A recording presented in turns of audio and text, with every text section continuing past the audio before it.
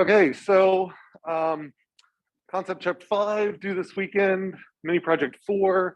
Where the focus on mini project 4 is really not just on the kind of niche preserving techniques, but niche preserving techniques in the context of multimodal optimization. So there is, we did talk about diversity in mini project 3, and you can certainly make use of things you've used in previous mini projects for mini project 4, but really the focus for mini project 4, and I'm going to turn on another light here, is an idea of a multimodal optimization problem. So the optimization objective that I used in mini project 1 is an example, especially if you like expand it to go over a larger range, then you've got a lot of local peaks. And so, a project could be to implement, take a GA, a standard canonical GA without any of these fancy niche preserving, niche, diversity preserving techniques, and run it on that,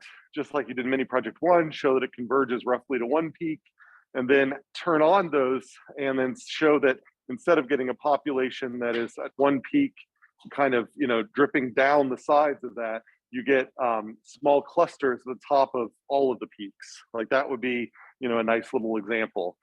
So that's kind of what we're looking for that mini project 4. And then you're forming your partners for your projects. So I think I've had to, due to numerical reasons, there may end up, depending on, we'll see how things shake out, there may be a need to form a 3-person group, but generally it looks like from I think with a number of people left over, that I think we should be okay, that there should be possible for everybody to form pairs. If you're having trouble finding somebody else, again, you can look on Ed Discussion or the discussion boards on Canvas, post on Slack. You can use the people link that's on Canvas, and then that spreadsheet that I posted. Those are all sort of ways to hopefully kind of link together. So any questions about announcements moving forward? Okay, any questions online? Doesn't look like it. All right, so we left off last time talking about introducing bacterial foraging optimization, which actually is an algorithm that my advisor, Kevin Passano, came up with. But I don't know if I ever actually talked to him anything about bacterial foraging optimization when I was in Kevin's lab. BFO. So this is something from Passano. And what we'll see with bacterial foraging optimization is it is inspired by E. coli.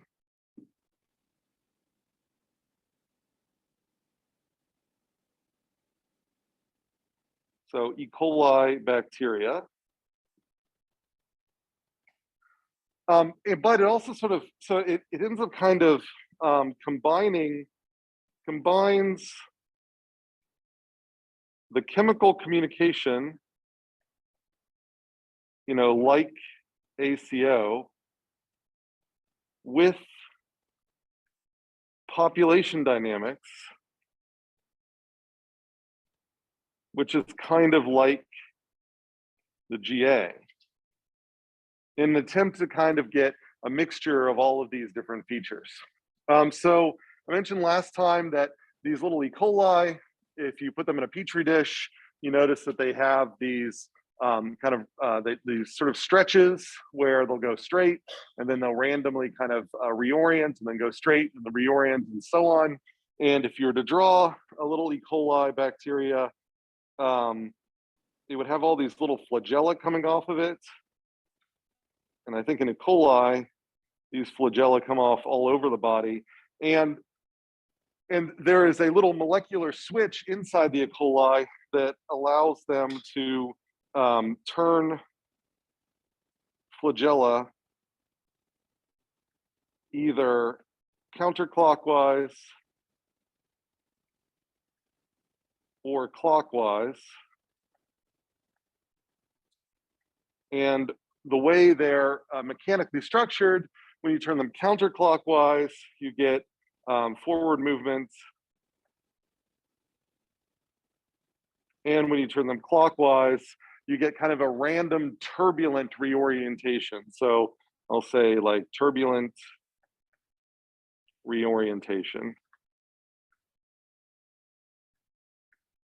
And this forms the basis of the run and tumble.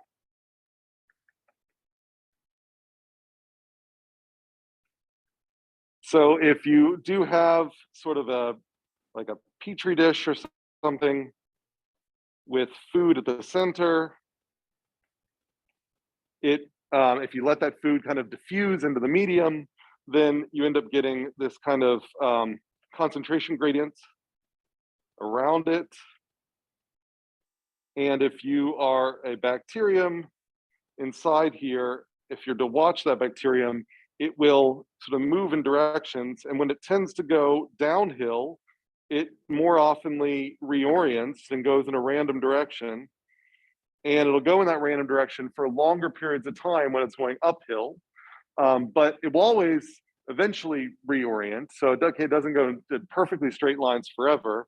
But again, if it was to reorient and go downhill, it would end up reorienting pretty quickly to go uphill again.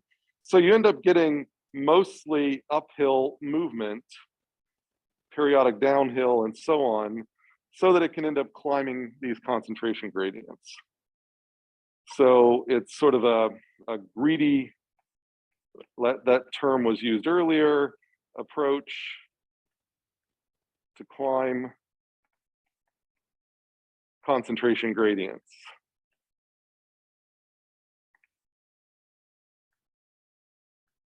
Now there are, yeah. What would be the heuristic that we use to like basically say, switch directions randomly faster when you're going downhill, but switch directions less often when you're going uphill? Well, I'll show you the algorithm for the BFO, how it implements it. So I'll get to that in a second here. But this is just sort of the basic idea here. Now, there are some bacteria move around in different sorts of ways. There are other bacteria that have this. So this idea of climbing chemical, we're going to call this chemotaxis.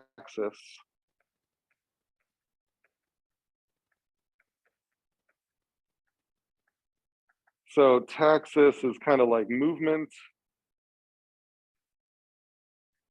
And this is like chemical or toward chemical.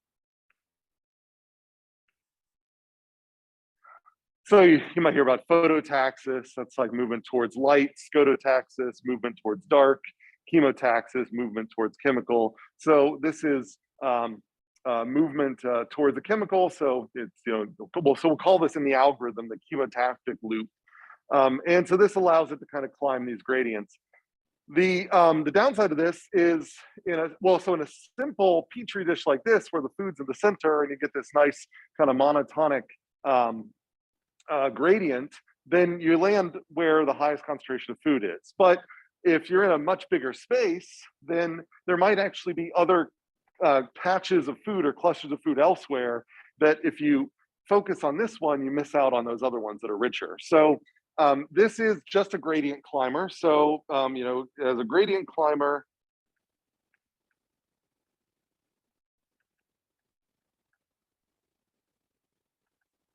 means that it can be trapped, so subject to local traps.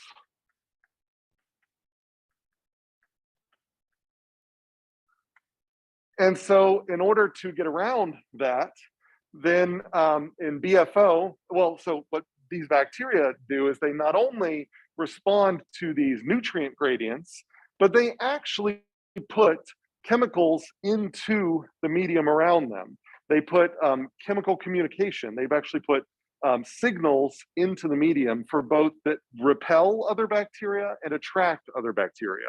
And this leads to bacterial aggregation.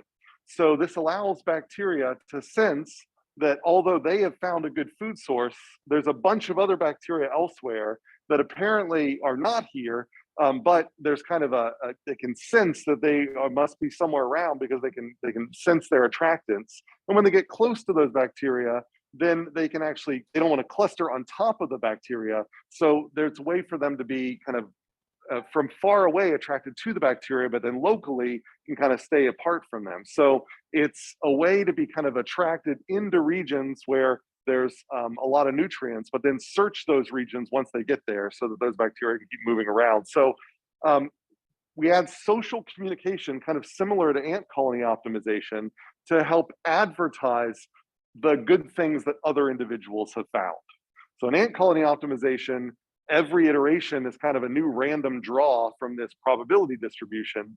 And because the probability distribution's got variance, then some paths tend to go into areas that haven't been gone into before. And if those happen to be very profitable tasks, then they lay more chemical there. And so in the next iteration, that chemical causes more samples to move in that direction. It's a similar sort of idea here. So we're using chemical concentrations to move the population around.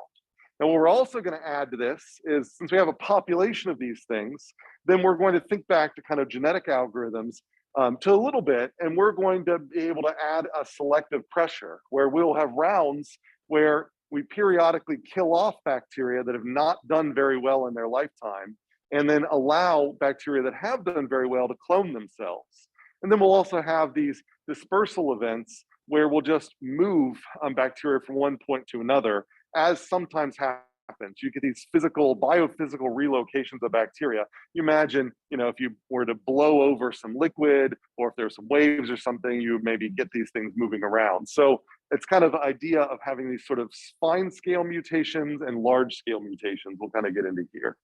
But this is the inspiration for it. It all kind of comes from this idea that individual bacteria are good gradient climbers, and they can use chemicals to attract each other around so they can share information. So with that in mind, what does basic bacterial foraging optimization look like? And so the basic structure here that is going to depend upon a cost function that is sort of spatially embodied. So we're going to view, basic bacterial foraging optimization structure.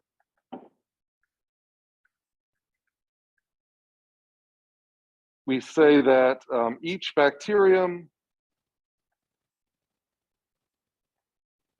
has a position, and just to be consistent with, I think, Kevin's notation, I'm going to use theta for that position. And I'll call it theta I, superscript I. Kevin likes to use superscripts. Where this is just going to be our decision vector. So this will be like theta I1, theta I2, theta I.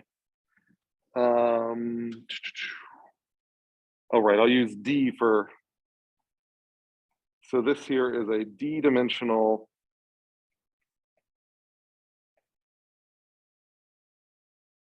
decision vector.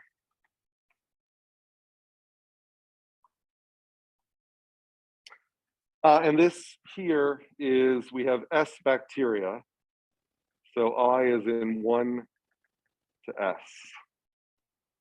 So we have S bacteria. And so these positions, we're just moving around positions, and those positions are candidates for the problem we're trying to solve.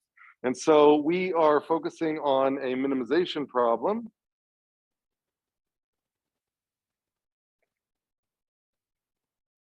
So of course, you can turn any max problem into a min problem, just with a negative sign, but this is written in terms of a minimization problem. So each bacteria is going to pay attention to both an optimization objective evaluated at that position in space, as well as these cell-to-cell communication between the bacteria.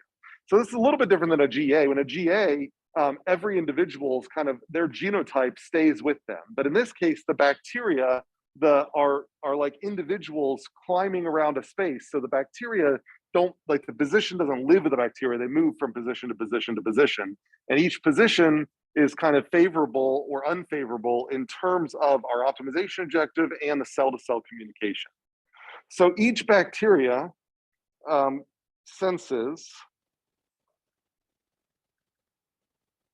I'll say bacterium I senses at each position this function, which I'm going to be, it'll be J, which will be our optimization objective to minimize.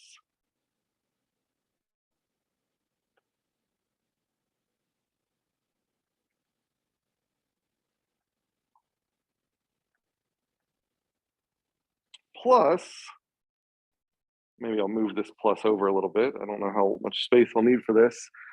Plus this long term, which I'm going to call, I'll just notch out a space for it, JCC, which is our cell to cell communication.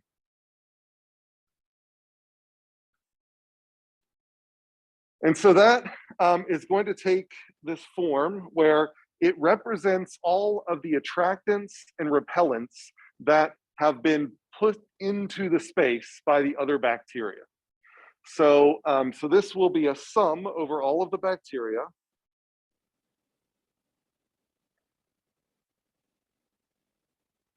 Of an attractant part and a repellent part.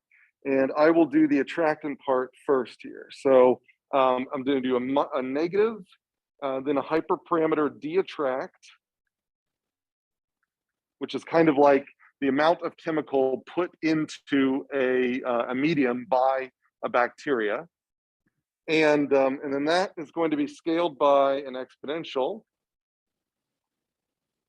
where I'll do minus omega attract. And I'm just going to abbreviate it ATT there, but you could write that out as attract if you'd like. And then this, which is just going to be the sum of squares. So I'm going to write this out as M equals 1 to D of, this will be the position. I'm going to drop the subscript for the current bacteria, or the superscript for the current bacteria.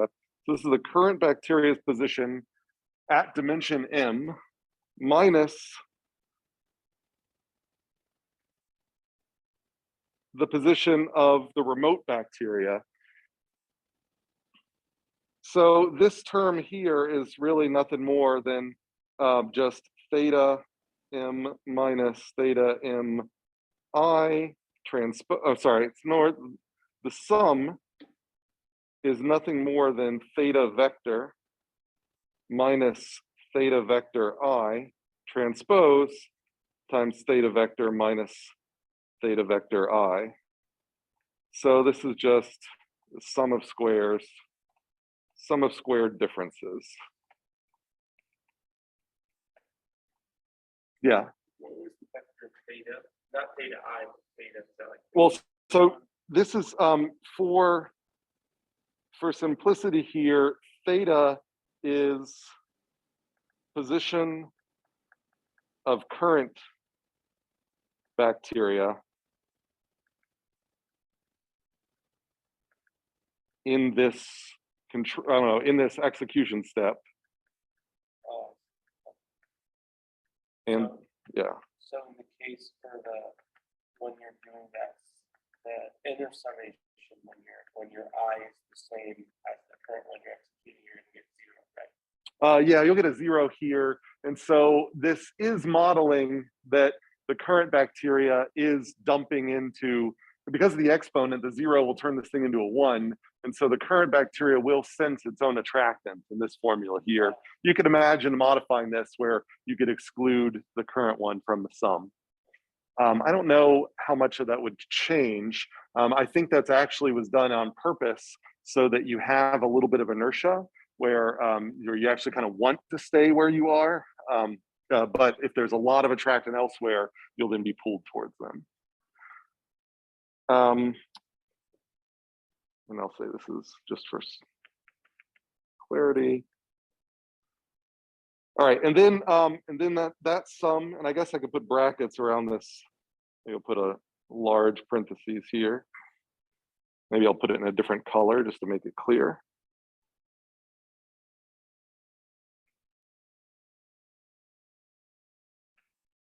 All right, and then the repellent part, which would be same format, but with repellent. So I'll do H rep for repellent times an exponent minus omega repellent times the similar sum.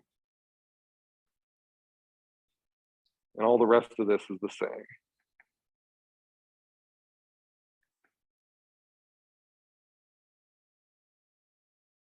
And I think all I need is this guy. So if we look at these, so we've got the attractant part here, the repellent part here, and it's kind of no mistake that this is modeling the diffusion of these chemicals away from the bacteria. And this form should look familiar to you because it's borrowed from the Boltzmann distribution. And so we've talked a lot about the Boltzmann. So in a lot of physical processes, when you're talking about if you give things a little bit of energy, how far do they get away from you just with that little bit of energy? And so a little bit of them will get very far away from you, not that much, but most of them stay close to you. Well, and that was modeled by the Boltzmann. And so that's effectively what this is too. And so a lot of times when you see these exponentials show up in physical formulas, it's because the kind of assumption is that we are sitting at some equilibrium where we're sort of asking at the current kind of thermal equilibrium, how far could things have gotten away? And so we can kind of have similar sorts of interpretations where we consider like this thing to sort of be related to kind of height of a pulse, I guess, a chemical pulse. Then this thing here is sort of related to the width or inverse width. Inverse of a chemical pulse. The same way that when we were writing this in simulated annealing, then we would have some measure of energetics. So, you know, in that case would be like, how much energy do you need to get here? Well, if you sort of imagine that it's hard to get very far away from you, then this is kind of a, you know, how much energy do you need? And then you can imagine instead of being multiplied by something, it could be divided by the inverse of this. And so in the Boltzmann, it was divided by KT, and KT kind of represented, you know, if you gave it a lot of temperature, then you could get very far away. And if you gave very little temperature, you couldn't get very far away. And it's the same sort of idea here, but it's just the inverse. And so for simplicity, it made it all multiplication. If you make this thing equal to 0, then it's not at all sensitive to distance away. If you make it equal to like infinity, it's very sensitive to distance away. And so the kind of smaller this gets, the wider the chemical hump is, the bigger this gets, the narrower the chemical hump is. So this is what the bacterium will be sensitive to, the thing we want to actually optimize, and a communication vector that because they're trying to minimize this whole thing, this will cause them to be attracted to large concentrations of attractant, and it'll cause them to be repulsed from large concentrations of repellent. Yeah. So when you give the example of how it could be attracted to itself in the first part of the summation, and based on the same thing, could it repel itself? Yeah, right. So if in the kind of the simplest version here, then yeah, there is sort of, if this thing drops to 0 and this thing drops to 0, then there is this kind of bias term, which is the attractant, its own attractant plus its own repellent. Now, if you've tuned these things so the attractant and the repellent are equal, then for the individual bacteria, they fall out because this will be 1, this will be 1, so then it'll just be H rep minus D attract. If those are equal, then for the individual bacteria, it's nothing. Right. But we usually imagine here that we're going to have, you know, a lot of bacteria. So in a natural system, you would have the D here, the D dimension would be very low, would be 3, right? 3-dimensional.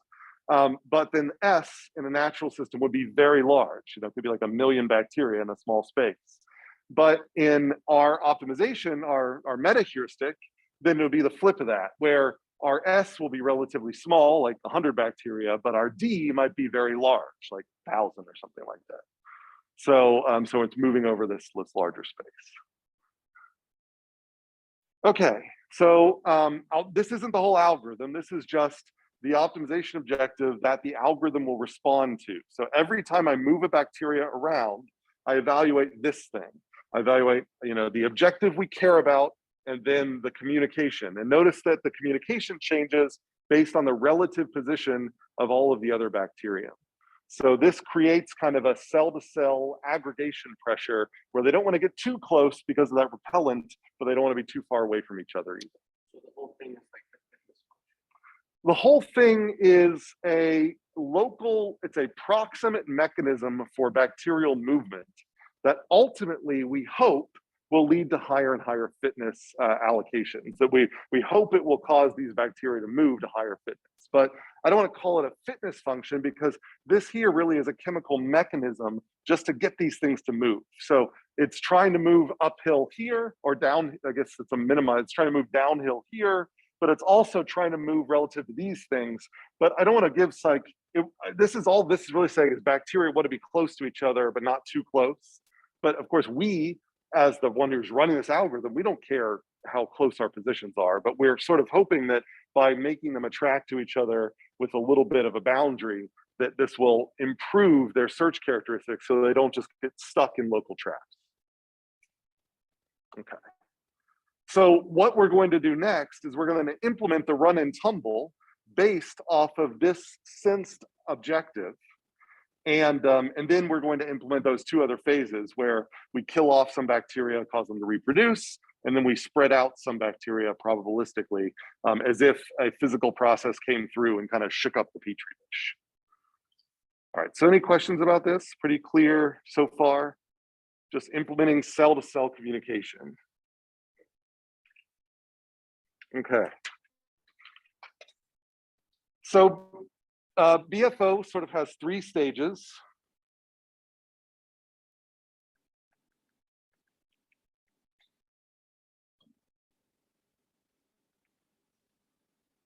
There's chemotaxis.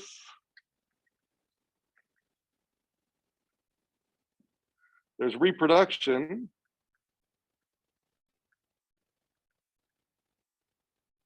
And then there's elimination dispersal.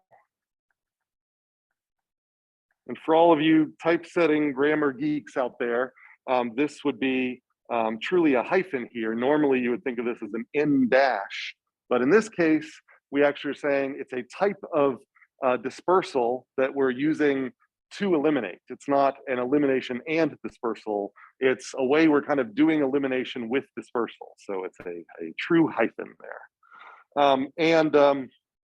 So the way this works here, and there are some hyperparameters associated with this. And so for chemotaxis, we're going to have like NS up to NS steps in one direction.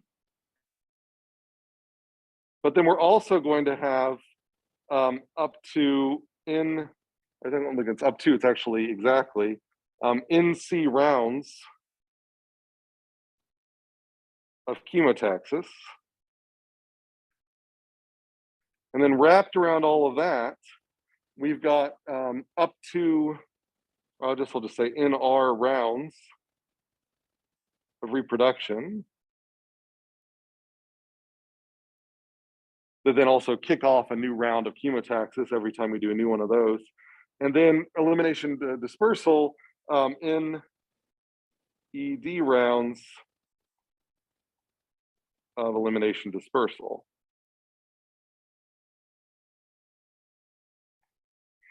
So those are hyperparameters here, which are basically termination conditions. So we can also come up with, so these are simple termination conditions. but you could embellish these.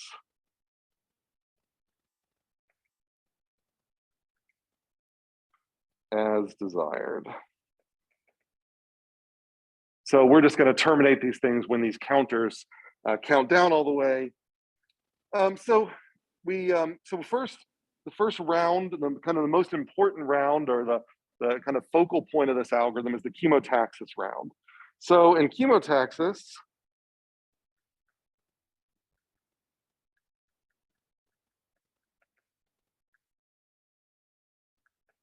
we say for each bacterium, we're going to do this run and tumble.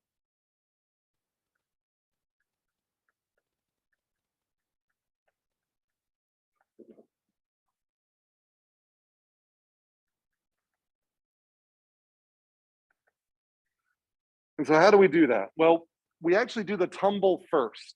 So the idea here is we're going to choose a random direction, and then we're just going to keep moving in that direction, either until we run out of steps or until the concentration gradient goes up, the cost goes up. And so, because the ideal is to minimize cost. So we either get to our full length, or we get to the first point where the cost goes up and then we stop.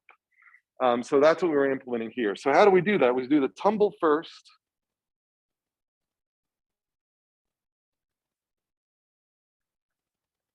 And to do the tumble, computationally, we're just going to choose a random vector from the unit space from -1 to 1, and then normalize it across all the dimensions. So the way I would write that is I choose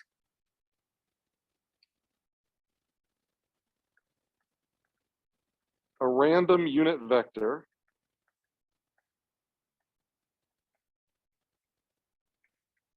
which I'll call delta vector divided by norm of delta vector,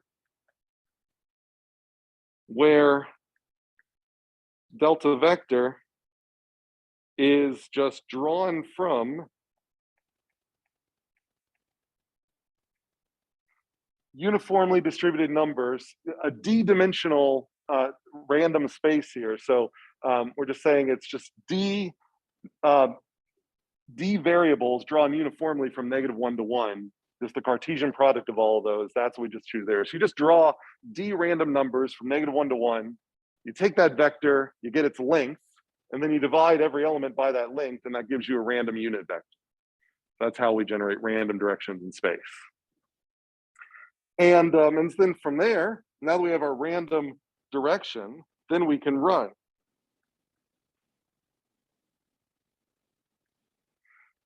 And so we, again, focusing on just this bacteria, I'm going to move theta I vector to a new position, which will be its previous position plus a step size, which can vary by bacteria. So just to keep it general, I'll say CI, but you know, in practice, just a single step size is fine, and times our unit vector.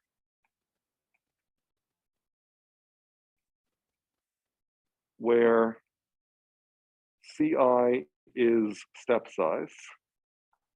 And so that's a hyperparameter.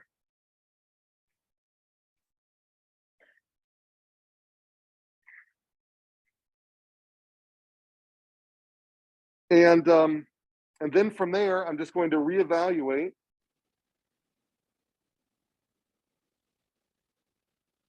evaluate this cost function J plus JCC that I wrote on the previous page, and whether I'll evaluate whether J plus JCC has increased.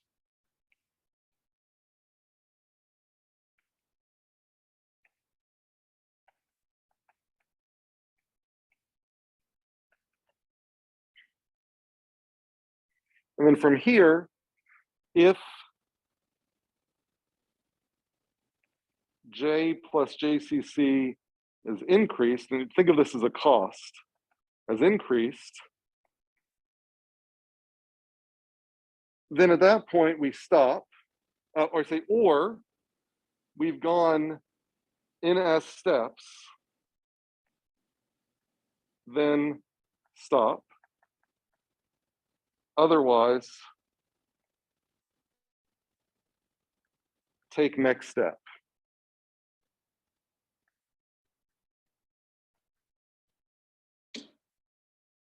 I'll say another run step. So at that point, you go back up to run. You do not redraw a new unit vector. And then that's what you do for every bacteria. So you do all that for every bacteria. And then at the end of chemotaxis, you repeat chemotaxis NC times. And you can view these as the lifetime of the bacteria. Yeah, I saw your hand first.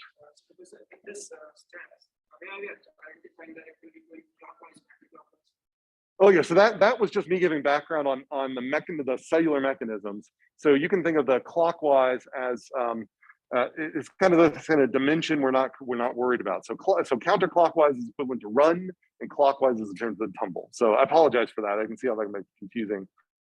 Yeah. So basically, in that main run to the in that main loop that you do, we're going to keep going by step CI until we see that our J plus JCC goes down. That's what makes us basically go up more. But if we start going in the wrong direction, we only go there for a shorter distance. Right. So, but because this is so that the verbiage I use, so we say that bacteria climb nutrient gradients, but this is a minimization problem. So kind of flip it around. So it's you keep walking so long as it's decreasing. And at the instant it increases, or you've gone a sufficiently long amount of steps, then you stop. Okay. So the moment we start going up, that's where I choose a new direction. But right. As long as I keep going down, I just keep up, right. Or a sufficient amount of steps, that's what makes it longer on the way down. That's right. So if you're going downhill, you'll be in this run step for the full NS steps. And then the next time you iterate, go through the chemotaxis, you'll choose a new direction. If that new direction is not the same direction was before, if it's now going uphill, then you'll stop almost immediately, and then you'll draw a new direction again. And that's what gives you this run and tumble sort of feel, but it's more like tumble and run. If I'm trying to maximize, do I need to add an offset? I make it negative and change it to minimum. There's no, in bacterial foraging optimization, because we don't calculate proportional fitness, there's no need for an offset. All you do for maximization is you just change the single J function here to be negative your optimization objectives. So I guess I can put that here. You know, we could say use negative objective for J if maximizing. And yeah, no offsets are needed because it all compares relative. It says, did I locally go up or down? And it doesn't matter. All right, so that's the chemotaxis step. Yeah.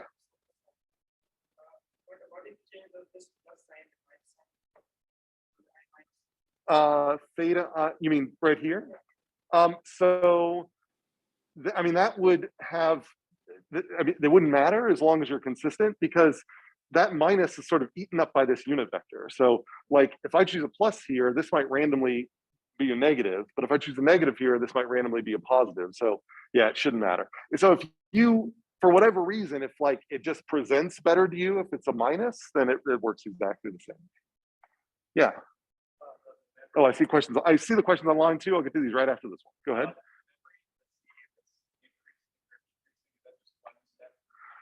Yeah, so I glossed over some of the algorithmic things here, but absolutely, you would, so like before you move in a step, you'd save the current J so that you could do that calculation. And actually, I think I've linked the chapter in Passano's book where he talks about BFO. And in his algorithm, he goes through all of those ugly steps. Okay. I see some questions online. Let me make sure I get those. Sorry for the delay. All right, so after a bunch of increases in costs, the bacterium won't tumble and change direction again, or does stop mean the chemotaxis would stop? So the stop here, this is stop for this bacteria.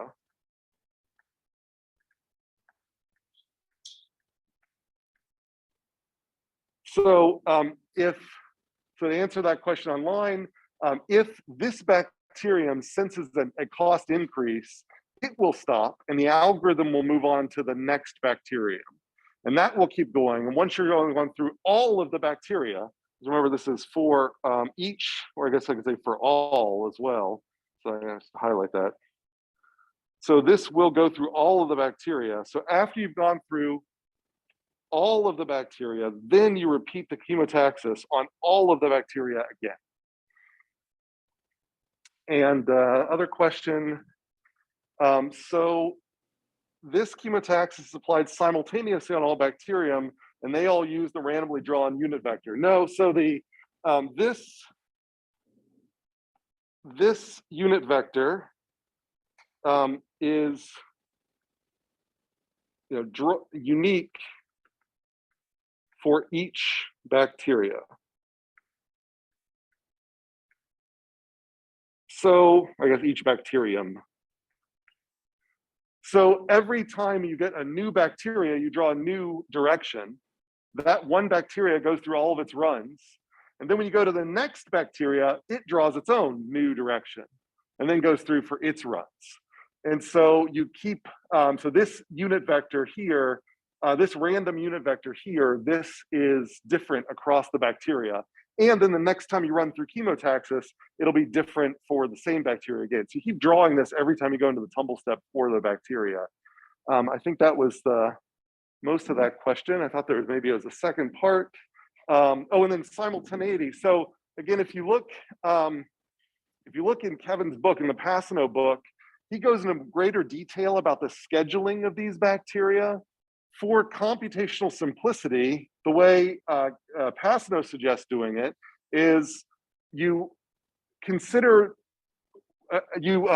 so there's if you take a course on parallel numerical algorithms, you'll learn about a bunch of different ways to deal with these kind of multi-agent type systems, and there's different approaches on whether you keep everyone's previous position and use them in everyone's calculations of their next, or if you keep kind of updating an individual and sort of everybody who's gone before, their kind of state is immediately updated and everybody's gone after is kind of later. And so Passano suggests for simplicity to do it that latter way, where I'm going to update the position of bacterium 1, and then bacterium 2 will use a J plus JC based on the old steps for bacteriums 2 through S, but the new one for bacterium 1, and so on and so forth. And so there's a bunch of different ways you could do the scheduling here of when this J plus JCC gets updated.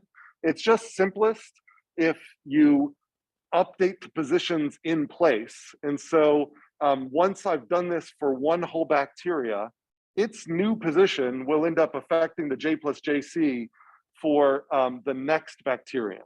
So you could, if you wanted to, try to do this in a more simultaneous way, where you kind of keep, but you save the positions at the top of the chemotaxis loop, use them for a J plus JCC on all the bacteria, and don't update the positions until the end of the whole loop. But it's not going to make that much of a difference. And so all of those kind of details on how you want to schedule the updates to the J plus JCC function, there are a bunch of different choices there. Like I said, the way Passano does is, which is kind of the easiest thing to do, is just as you calculate a new position, that new position becomes immediately available for all future calculations that may temporally seem out of sync, but it ends up not having that much of a difference. And then I think there was one last question. And that was I think all bacteria are processed separately. So yeah, you could imagine, again, there's different ways to schedule the updates for these things, but you can keep it simple and the algorithm's going to work it's a heuristic, it's a metaheuristic. And so getting we're not trying to model exactly what real bacteria do. We're trying to use these bacterial aggregations as inspiration for a way that we search through this optimization space. So, getting hung up on these little details isn't necessarily going to help the metaheuristic that much. All right, any other questions about the chemotaxis step? This is like the hardest step, the most important step, I guess, of bacterial foraging optimization. The others are kind of tweaking or tuning, kind of like going from ant system to ant colony optimization. Okay, so this is our chemotaxis round. So then we go through the reproduction round.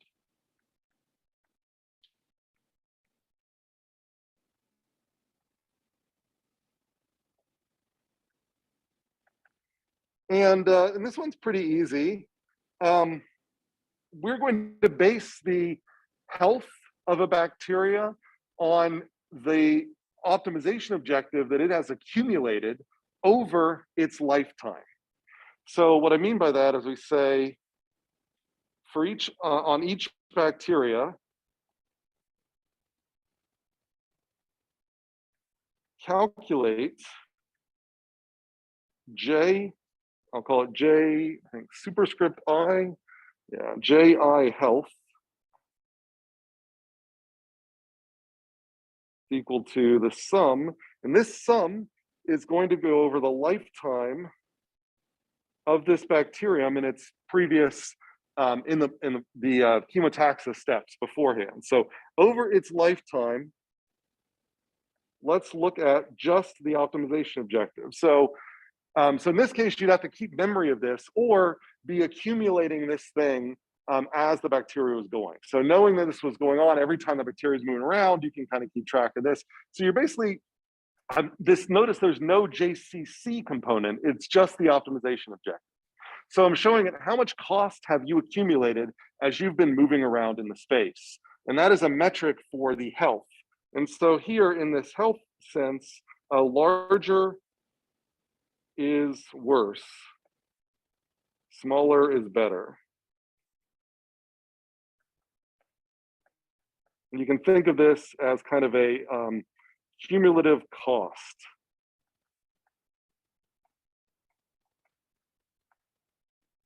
All right, so now we can take all of those and we can just sort of sort all the bacteria, and we are going to kill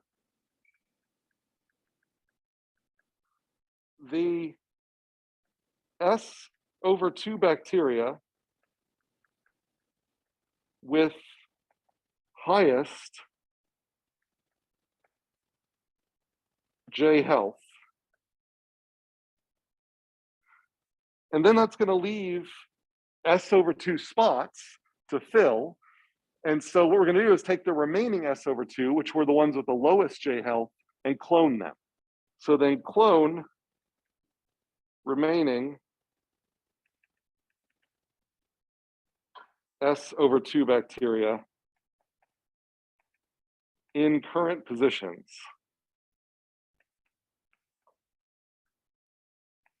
So basically, if you think about it in terms of position space, those bacteria that have accumulated a lot of cost, we knock all them off.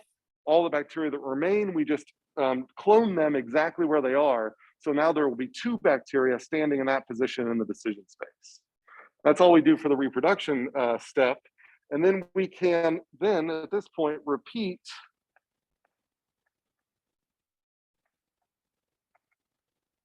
chemotaxis plus reproduction.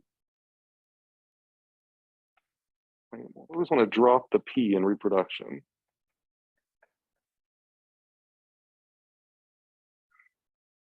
In R times. And we can think of those like generations. All right, that's the reproduction step. So relatively simple. It adds selective pressure where we don't allow bacteria that are just kind of crawling around in high cost areas of the space to persist. We get rid of them and then restart. So we can think of this, this is like selection in a GA. All right, any questions about the reproduction step? Let me make sure. I think there's a new question online.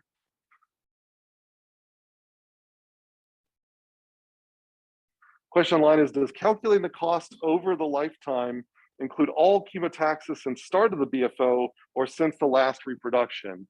I mean, so I think typically we view this as just in the last chemo step, in the chemotaxis step. So we kind of, and we think of that chemotaxis round as the lifetime of the bacteria. So when you restart chemotaxis at the end of this thing, it's almost like all the bacteria are starting anew. They just were born in that area. And so they're kind of J-healths or reset. Okay. Any other questions about this step? And then the last step of BFO is elimination dispersal.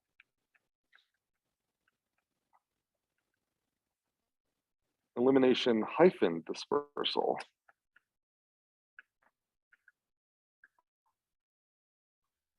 And so an elimination dispersal for each bacterium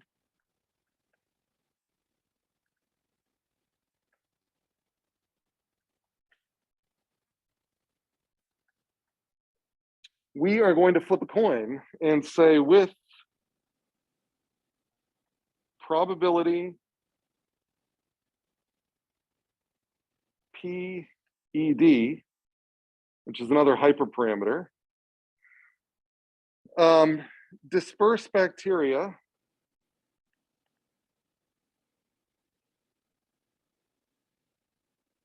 I to a random position.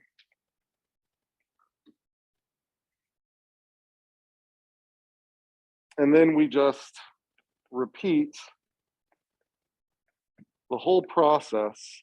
So chemotaxis plus reproduction plus elimination dispersal in the times.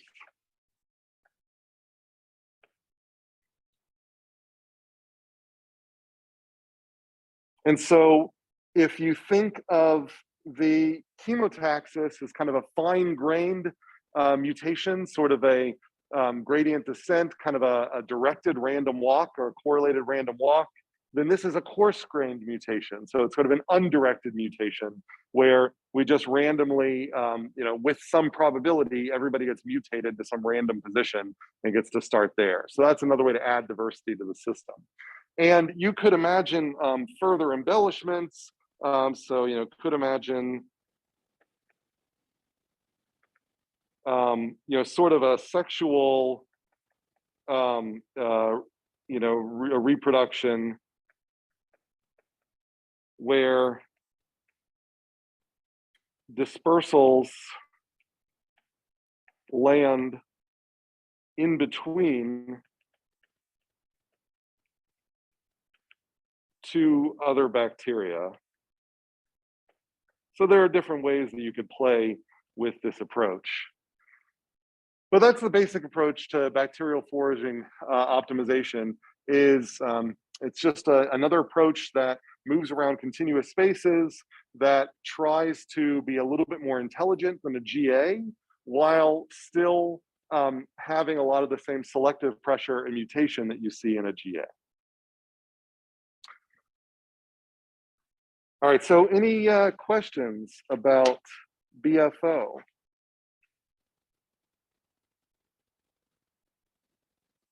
Yeah.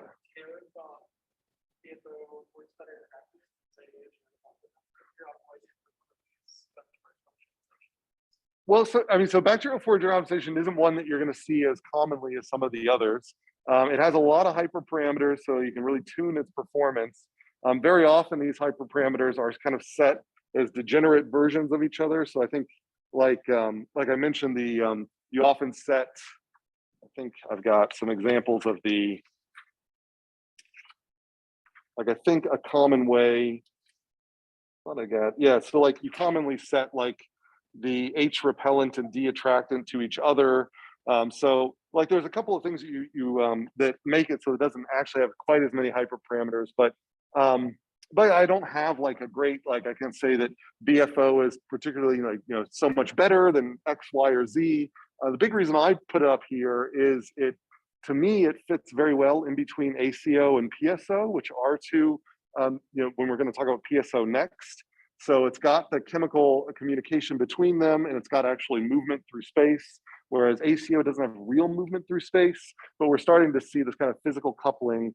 And it is inspired by bacteria searching around, which a lot of these algorithms are either inspired by the very small, the kind of genetic algorithms, or the very large, like flocking birds and things like that. So I thought it's kind of nice to be in the middle, and I have kind of a personal affinity for it, just because I have some, it's in my academic lineage.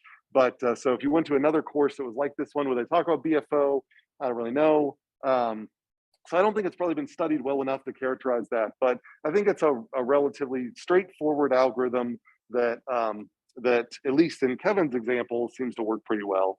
And it's kind of looks, if you plot it out, it's kind of neat because you can plot these kind of potential functions. That's effectively what this is, kind of a big potential function. You can kind of, you could plot this in space, and there are these wells that move around that are kind of centered on each bacteria. And it's kind of just it's an interesting algorithm to visualize because you've got not only the general shape of space, but then it's like these like little points of gravity. Like you got these planets that are moving around, deforming space around them. So you've got like the sun isn't moving, and so that's like this becomes this kind of like gravitational well due to the sun, and then each one of these little mobile gravitational wells that are moving around with the bacteria as they're all trying to approach the sun. So it's just kind of a cool visualization. But and you can see some of those 3D visualizations in the chapter, I think, that I shared online. Online here, any questions? It's just a confirmation. All right, so that's BFO, inspired by E. coli, meant to be kind of a mixture of the kind of chemical communication in ant colonies with the population dynamics we see in the GA. All right. So with that, I'd like to introduce the last algorithm that we're going to talk about for swarm intelligence, particle swarm optimization.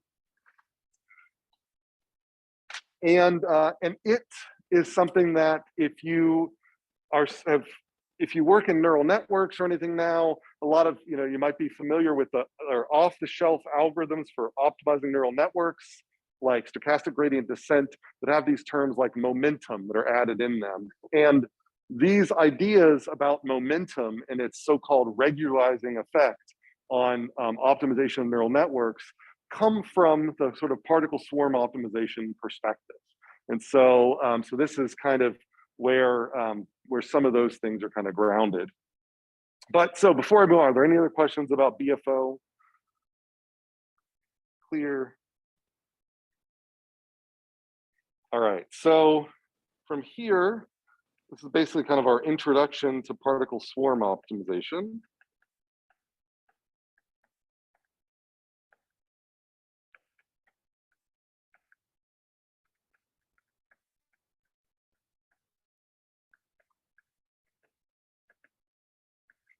Which then in the last lecture on Tuesday, we'll finish up on. And so PSO is pretty popular. It works pretty well. It was, as I'll talk probably more about next time, PSO was developed because people wanted to start applying things like genetic algorithms to neural networks. And as the neural networks got bigger, the genetic algorithms got a little squirrely.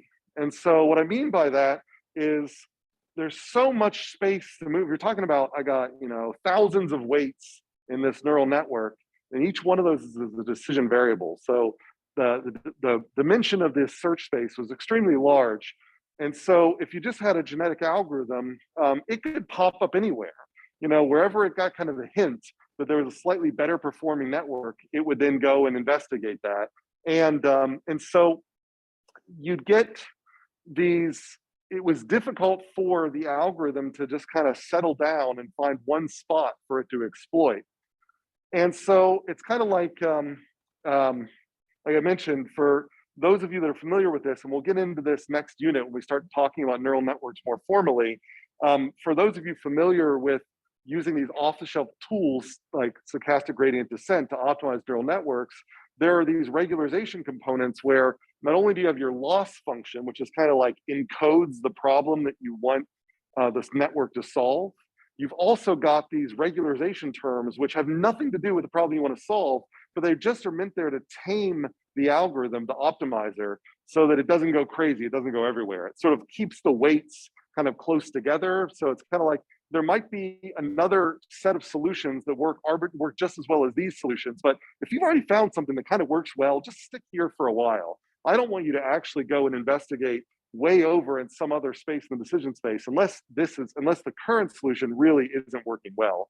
And that's what particle swarm optimization was meant to be, kind of a way to say, can we use something that's more physically embodied to kind of capture those same types of ideas when we do optimization?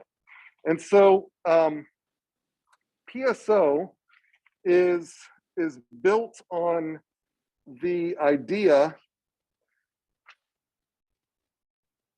of with still like bacterial foraging, we've got particles moving in space. But now instead of thinking of bacteria kind of floating through space, think of these like birds that are flocking. And that these birds, they've got position and velocity, and they cannot turn on a dime. So they can gently turn towards other birds, but most of the time, they're going to go in pretty much straight lines. So they're rarely going to turn around and go straight backwards. And they're certainly not going to disappear in one spot and reappear in another. So they follow smooth trajectories. And so we now have dynamics that we're basically going to apply. So imagine we have these particles which have position and velocity. So you can imagine that they've got position,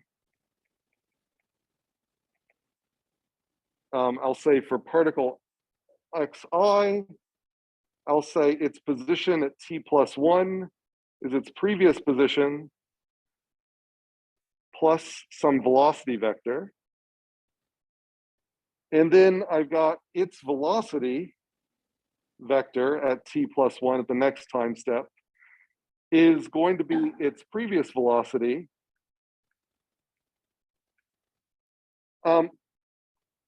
which I'll scale by some inertial term, plus, and this is where the bacterial foraging starts looking similar, plus basically attraction and repulsion to individuals around it. Now, there aren't arbitrary individuals around it. They're individuals that have been identified as currently finding the best solution, and including their own historical best solution. So you basically can have plus B times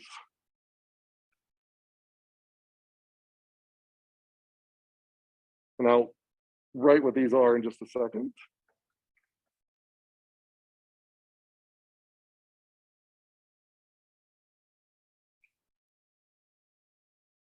RS. And then down here, imagine this is on the same line.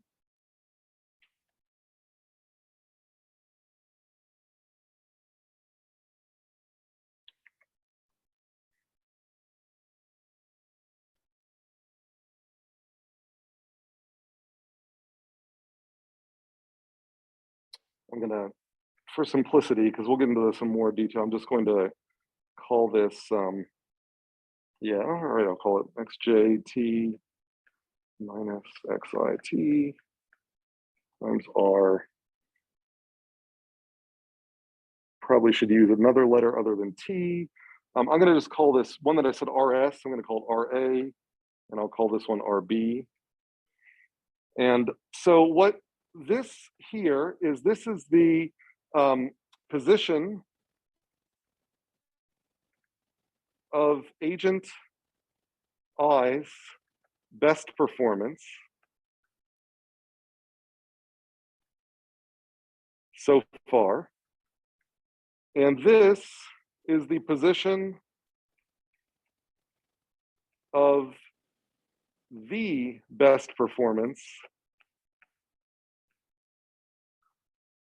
or the best performing individual right now. And RA and RB are random numbers drawn from a uniform distribution from 0 to 1. All right, so this is the basics for basic particle swarm optimization is like bacterial foraging optimization, but instead of moving around with that complicated run and tumble, they're moving around with this kind of approach here. So this alpha here is an inertial hyperparameter.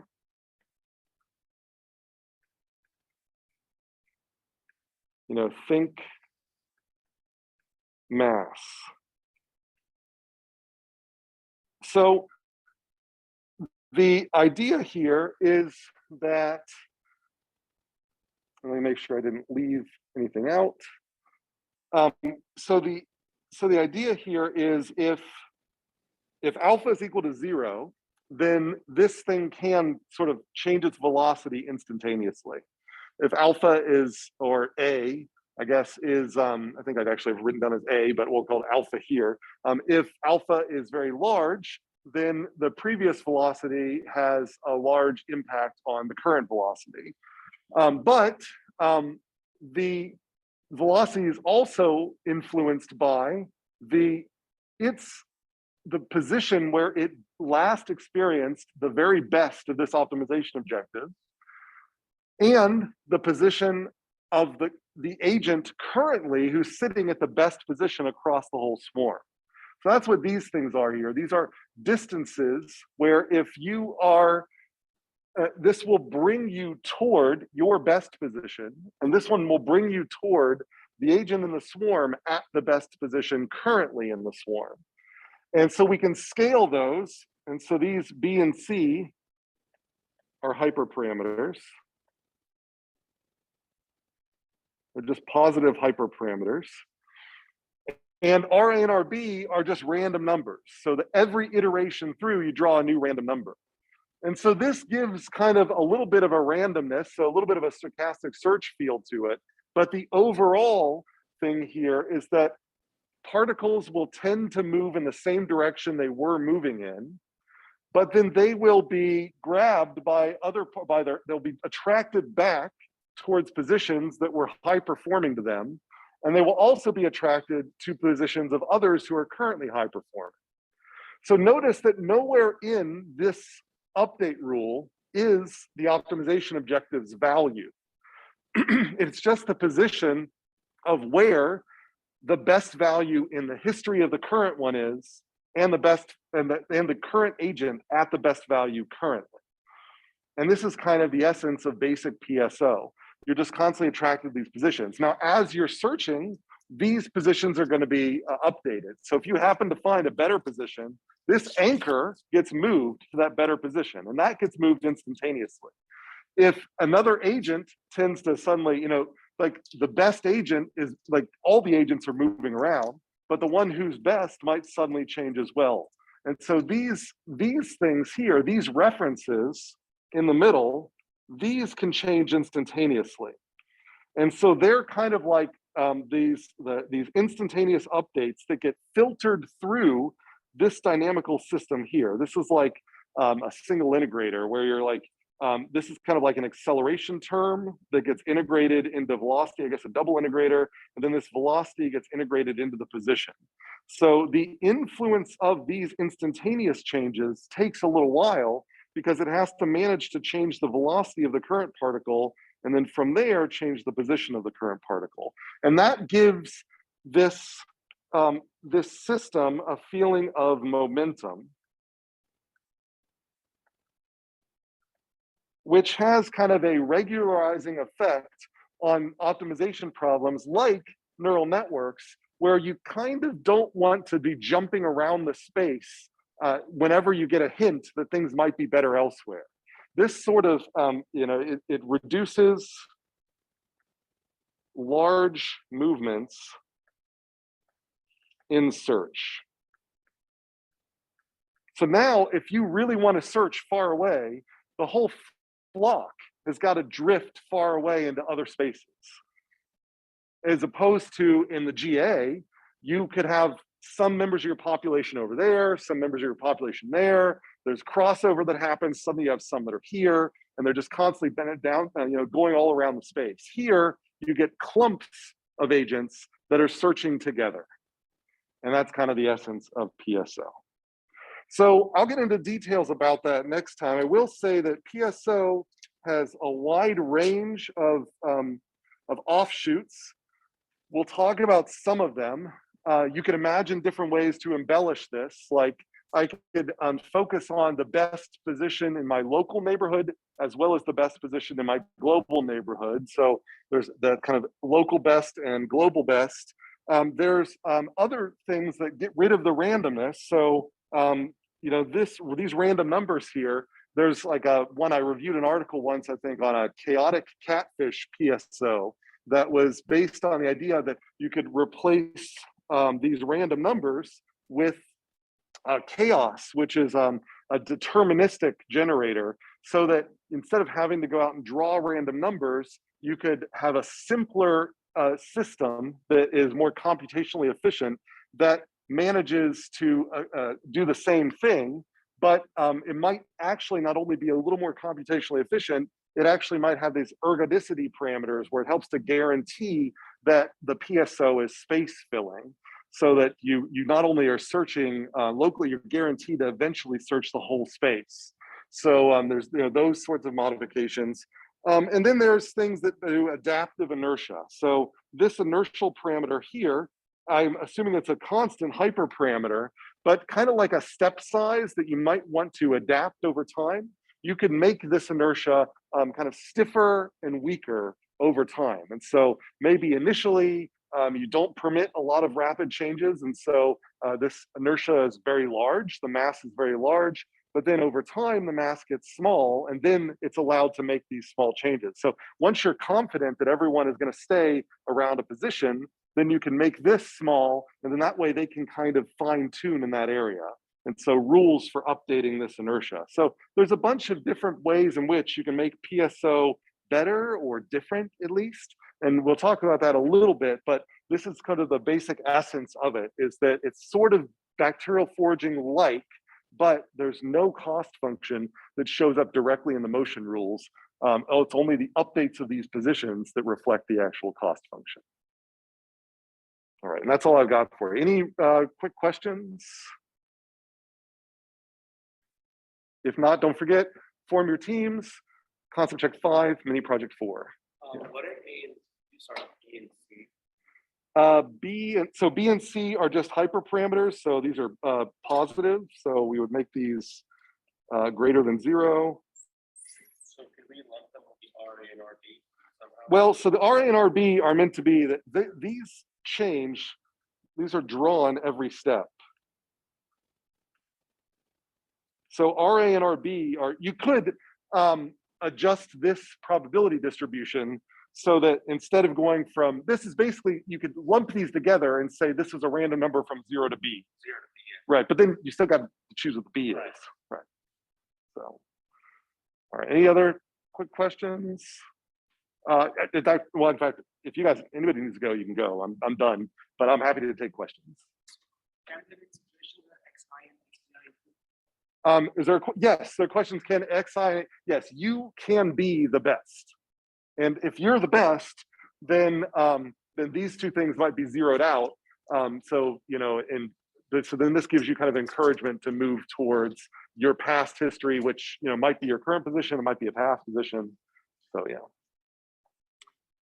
Any other questions in class? Yeah. It's not super related to this, but in a few of the lectures, you said something along the lines of, like, for example, like that optimization or other algorithms are a little bit like cartoonish, like they make some assumptions that are true in biology. And so I'm kind of curious, like, what is your opinion on like when these algorithms are kind of artificial? Like, are there times where it would be better if they were more biologically accurate, or is it beneficial for them to sometimes be like make artificial assumptions? Right. So the question is, and I'm just making sure there's not, to make sure there's not a specific question. So online, if you're still online, B and C, question about B and C. B and C are just, they control the sensitivity to how attractive the individual is to its past performance and other individuals in the swarm. So if you want somebody to hang closely towards how well they've done in the past, you update B. If you want them to hang closely towards the best current individual, you increase C. And so there's it's sort of tweaking the it's tweaking those sensitivities. So I don't hope that answers the question. Let me make sure if even the question answer is still around. Okay, great. Any other questions online? If not, I'm going to go in the meeting. I had sort of a slightly more off-topic question in class, so. Okay, see everybody next week.